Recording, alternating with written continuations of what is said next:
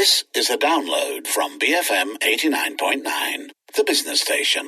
It's frankly unacceptable, really, for our ranking to be so low. I think it's something like 14 megabits or something like that, and Singapore is 3 times faster. I think it's absolutely ridiculous.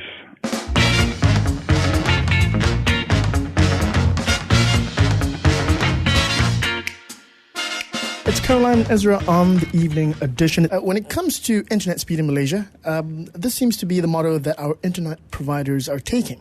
I just wanna take it nice and slow. They say that to me all the time.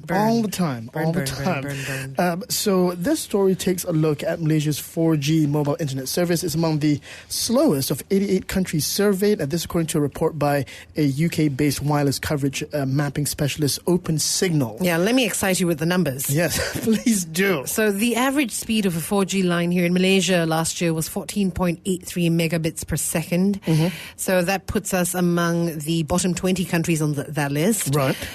So the service has been available for 5 years. It promises internet speeds of up to 100 megabits per second. Well, the promise is important. Mm-hmm. I mean, that's nice. However, we still lag behind our neighbors. For example, Vietnam, right? They have an average speed of 21.49.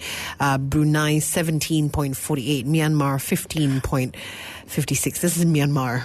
Well, I'm not so much concerned about Myanmar because I've been there. It's a beautiful country. But behind Brunei. I got nothing against Brunei. So the average speed was an improvement from the previous year's performance. As we mentioned, 14.35 megabits per second. Okay, so what that means is we're bottom 20, but that's an improvement. There's a silver lining in most things. Sure. Yeah. This included. And what is it? Well, we're going to find out right after this. We're going to speak to CF Fong, an IT securities expert. Fong, thanks for being with us on the program. Can you walk us through what determines the speed of our 4G connection? Okay, if you compare with some of the neighboring countries like Singapore, Indonesia, Philippines, and all that, so we can look at it from this perspective, from geographically perspective, right? If you compare with Singapore, we are much larger in terms of land size, right? In order to give a better coverage for the entire country, we need to set up more cell towers. And then the cell towers need to have a broader reach so that everyone will get a better signal to get a better speed. So essentially, you need to have a strong signal coverage in order to get a much higher speed.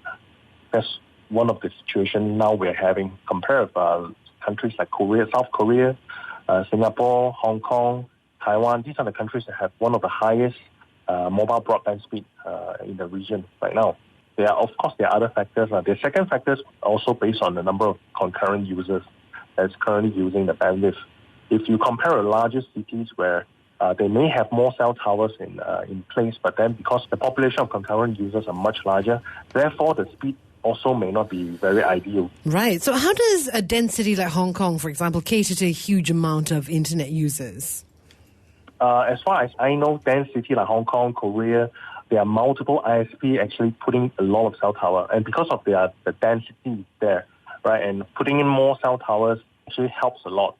And coming from different ISP, different telco providers, when they have competitions, of course, the telcos are strived to offer more values out for the end users. Competition, very interesting concept. So currently we're averaging 14 megabits per second when we're subscribed to a plan that offers 100 megabits per second. What are the chances of us actually getting a 100 megabits per second connection? Basically, there's no chance. I'll be happy if I'm getting 14 anyway. Now, theoretically, 4G can go up to 100, but in real life, we hardly can achieve that. Now, based on many factors, like, again, the land size, the number of cell towers, the signal strength, and also what is the quality of the back end, the last mile backbone, the carrier, what is the quality of the carrier, and even down to the quality of the cables. There's a lot of factors that put in. So theoretically, yes, it's supposed to go up to 100, but I don't think we can get more than 50% out of it most of the time. So if you look at the fastest, even like Singapore, for example, is less than 50. Okay. Well, you mentioned that you'd be happy with even 14 megabits. Is that sufficient for everyday sort of use? Well, yes. Basically, if you are just want to use it for emails, watching videos, not too intensive internet gaming, that should be okay. Unless you're talking about doing live broadcasting, you need a huge amount of uploading speed, that is obviously insufficient.